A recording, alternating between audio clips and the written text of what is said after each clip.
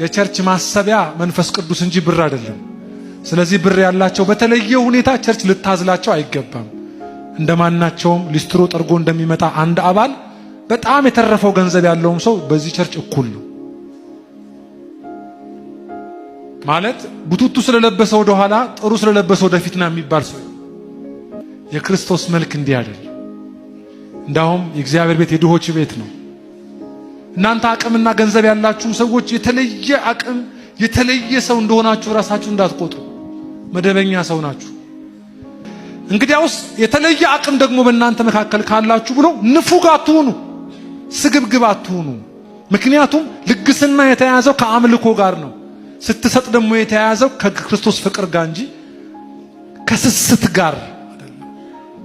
100 ሚሊዮን ያለው ሰው 10 ሺህ ብር ሰጥቶ በጣም ማስጨብጨብ ያለበት አይመስለኝም።